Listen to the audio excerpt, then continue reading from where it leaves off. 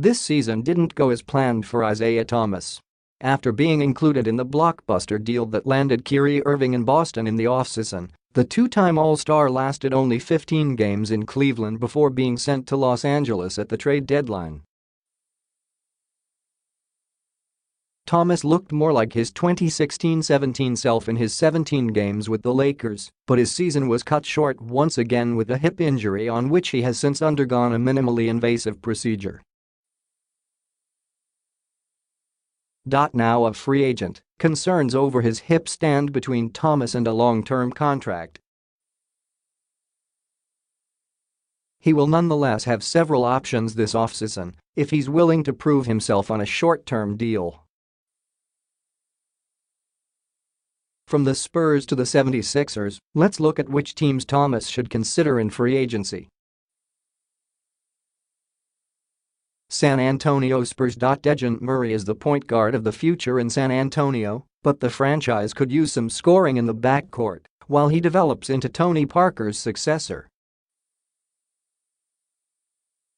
According to NBA.com, the Spurs guards combined for 46.9 points per game in 2017-18, putting them behind all but 4 teams in scoring from the lead position. Even though Thomas would likely come off the bench in San Antonio, he proved during his time with the Lakers that he's still more than capable of putting up big numbers in limited minutes. He scored 20 or more points in 6 of the 17 games he played in Los Angeles, his best performance coming on April 1 when he scored an efficient 29 points in 29 minutes off the bench against a Heat team in the middle of a playoff push. Overall, the Lakers' offense improved by 4.2 points per 100 possessions when Thomas was on the court this season. The flip side is their defense got 5.1 points per 100 possessions worse, giving Thomas a net rating of only 0.2. But the Spurs have the system and players in place on that end of the floor to hide him in ways few other teams can. With his score-first mentality off the bench and Greg Popovich's tried and tested system, Thomas might be able to recapture some of his Celtics magic. It helps that Thomas is a dynamic pick-and-roll scorer who would fit in well with LaMarcus Aldridge, the Spurs' leading scorer this season. How he'd fit in with Kawhi Leonard is a more complicated question, though Thomas's ability to play off-ball gives them potential. New York Knicks. Any of the 4 teams that finished behind the Spurs in guard scoring this season was the Knicks. In desperate need of a floor general, the Knicks pulled off 2 moves at the midpoint of the season. The first was calling up Trey Burke from their G League affiliate at the turn of the new year. The second was flipping Doug McDermott and a second-round draft pick into Emmanuel Mudiay in a 3-team trade involving the Mavericks and Nuggets a month later. While they both had their moments in the second half of the season, Burke more so than Mudiay, the Knicks need all the scoring they can get from their primary ball handlers next season. While Kristaps Porzingis continues to rehab from tearing his ACL, especially if they are intent on turning Frank Ntilikina into a shooting guard. They'd also have the option of making Thomas the starter if they signed him, as Mudiay is currently the only point guard from the 2017-18 roster still under contract next season. Thomas could bring some star power to a Knicks team that has been missing it since the days of Carmelo Anthony, even if it's only on a short deal. Philadelphia 76ers. The 76ers need a secondary playmaker next to Ben Simmons and Joel Embiid. They drafted Markelle Fultz with that in mind, but it remains to be seen if he can live up to being the no.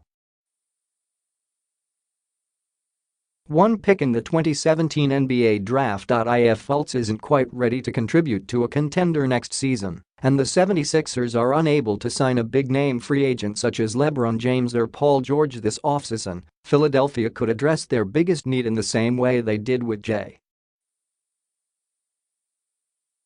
Redick, a sizable one-year deal that doesn't hurt their chances of signing another star in the future.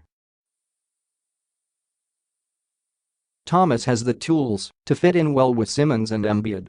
He's one of the best pick-and-roll scorers in the league when he's at full strength, and he's more than capable of playing off-ball as a spot-up shooter. The combination would allow him to act as the primary ball handler when Simmons isn't on the floor and take some of the playmaking burden off of the Rookie of the Year finalists' shoulders when they're on the floor together as a secondary ball handler. Like the Spurs, the 76ers also have an elite defense in place that could cover for Thomas's greatest weakness. Los Angeles Lakers. This option probably hinges on what LeBron James and Paul George do.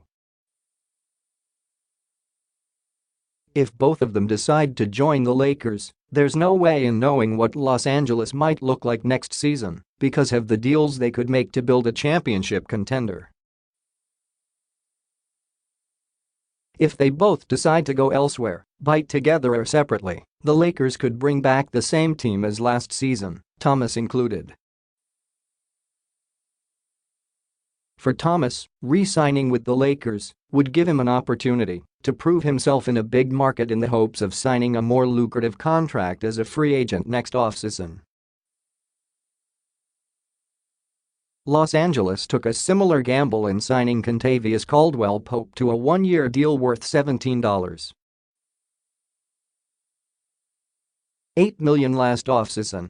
For the Lakers, a team ranked 22nd in offensive efficiency this season, re-signing Thomas would give them a much-needed scoring punch off the bench. Keeping Thomas around for another season wouldn't jeopardize the Lakers' future either. He's already proven he can complement their young core of Lonzo Ball, Brandon Ingram, Kyle Kuzma and Julius Randle, and they'll have enough cap space to sign an all-star free agent next offseason if they strike out this offseason.